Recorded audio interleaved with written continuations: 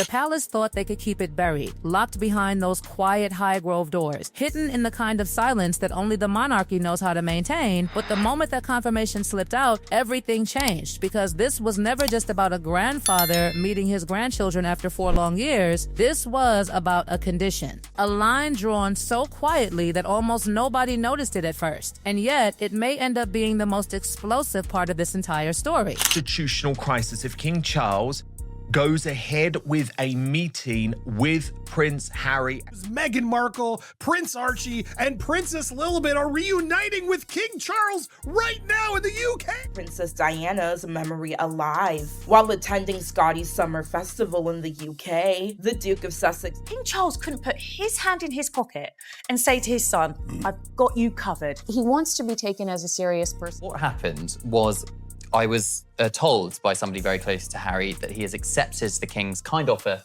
Because the truth is, that reunion didn't just happen. It was negotiated, carefully, deliberately, almost like a private deal rather than a family moment. And what's now being whispered behind palace walls is that King Charles didn't open that door freely. Not this time, not after everything that has happened, not after the interviews, the book, the documentaries, the steady drip of private moments becoming public headlines. No, this time there was something different, something controlled, something that had to be agreed upon before Meghan even stepped into that house with Archie and Lilibet. And that's where the story takes a turn that nobody can ignore. Because according to multiple accounts, this reunion came with a condition. Not a casual request, not a polite understanding, but something far more deliberate. Something that speaks directly to the level of trust that no longer exists. A condition that what happens inside stays inside. No interviews, no retellings. No emotional versions of events finding their way into the public narrative later. Nothing. First time in 4 years.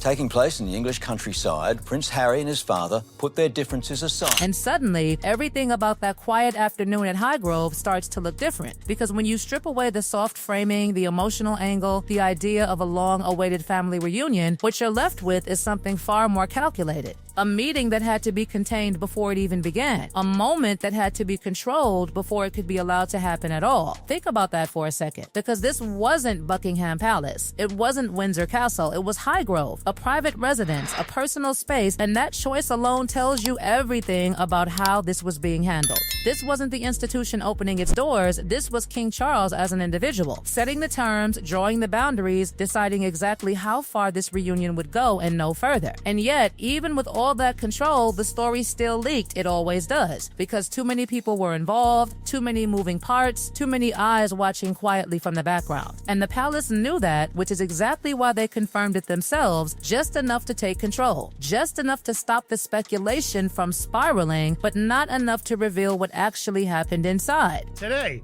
that King Charles and Queen Camilla hosted Prince Harry and Meghan Markle and the couple's 2 children this afternoon. But here's where things get even more complicated. Because while King Charles was sitting in that room with Archie and Lilibet, finally closing a 4-year gap that had grown wider with every passing month, the rest of the royal world didn't stop. It didn't pause. It didn't suddenly fall into place. In fact, if anything, it became even more divided. Prince William was nowhere near that meeting. Not by accident, not by scheduling conflict, but by choice, a very visible, very deliberate absence that sent its own message without a single word being spoken. Because whatever happened at Highgrove, whatever condition was agreed, whatever quiet understanding was reached, it did not extend to healing the deeper fracture that still exists between the brothers. And that's where the tension really starts to build. Because you have one side of the story showing a grandfather reconnecting with his grandchildren, something undeniably human, undeniably emotional, and then you have the other side showing a family still deeply divided, still operating on completely different paths, still unable to bring everyone into the same room at the same time. This is where Prince Harry's staying. Oh wait, just kidding. Not where Prince Harry's staying.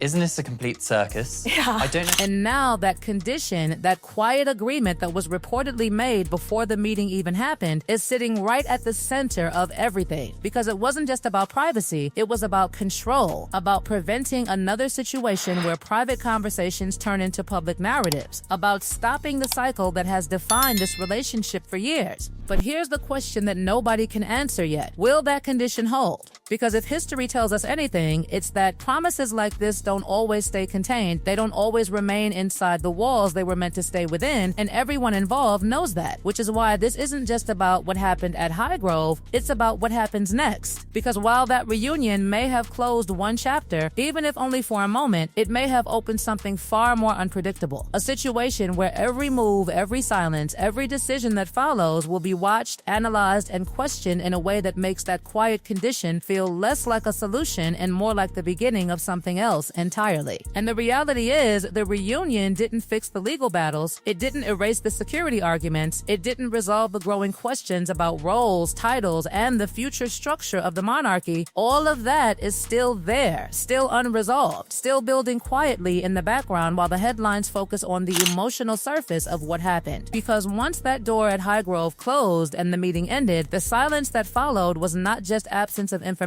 it was pressure, building quietly, invisibly around every single person connected to that moment. And the most revealing part is that the palace didn't move to expand the story, didn't soften it, didn't clarify anything further, which tells you that whatever was agreed inside that room was not meant to evolve publicly. It was meant to stay frozen exactly as it was first presented, controlled, minimal, and contained. A single confirmation and nothing beyond it. And yet, outside those walls, the contradictions were already starting to stack up in ways that made that condition feel less like protection and more like necessity. Because the same timeline that delivered this quiet reunion also delivered something far less comfortable for Prince Harry. A legal outcome that didn't just fail to support the narrative that had been built over years, but actively challenged it in a way that couldn't be easily explained away, forcing a situation where the public version of events and the reality that unfolded were suddenly no longer aligned in the way they once had been. That's where the tension deepens, because when you look at the sequence carefully, when you line up the insistence that the United Kingdom was too dangerous, the repeated emphasis on security concerns, the declarations that bringing Meghan and the children back was not possible under the current arrangements, and then you place that against what actually happened, Meghan arriving, the children moving through the same environment that had been described as unsafe, the reunion taking place without the heightened protection that had been presented as essential, the gap between those two realities becomes impossible to ignore, and once that gap is visible, it changes how everything else is interpreted. Because now the condition attached to that meeting doesn't just look like a request for privacy, it starts to look like a safeguard, a way to prevent that gap from being explored further in public, a way to ensure that whatever conversations took place inside Highgrove, whatever acknowledgments were made, whatever understandings were reached, they don't become part of a wider narrative that could raise even more questions than it answers. And that is where the story moves from emotional to strategic in a way that is very difficult to ignore. At the same time, the institutional pressure surrounding all of this hasn't eased, it has intensified, because conversations that were once quiet are now being spoken out loud. Questions about roles, about positions, about how long certain arrangements can realistically continue without being formally addressed. And those questions don't disappear just because one meeting happened. They continue to build, they continue to demand attention, and they continue to exist in parallel with the personal side of the story, creating a situation where one afternoon at Highgrove carries meaning but not resolution. And that's what makes this moment so unstable, because you have two truths sitting side by side, one of them deeply human, a grandfather finally seeing Archie and Lilibet again after 4 years, a moment that carries real weight on its own, and the other entirely structural, a system under pressure, a set of unresolved issues that are not going away, and a relationship dynamic that has not fundamentally changed despite the appearance of progress. And those two truths do not cancel each other out, they exist together, creating a tension that is only going to become more visible as time goes on, which brings everything back to that condition, the one that required silence, because it is now the single most important piece of this entire situation. Not the reunion itself, not the location, not even the fact that it happened after 4 years, but the agreement that what happened would not be spoken about. Because that agreement is now the line between stability and escalation, between a controlled narrative and one that begins to unravel in real time. Because if that silence holds, then the palace maintains control, the story remains exactly where they placed it, and the focus stays on the simple version. A private family reunion, nothing more, nothing less. But if that silence breaks, even slightly, even indirectly, then the entire structure around that meeting shifts, and everything that was carefully contained starts to move outward, pulling in all the unresolved tensions that were deliberately kept outside the room in the first place. And the reason that matters so much is because this is not happening in isolation, it is happening in a moment where every previous action,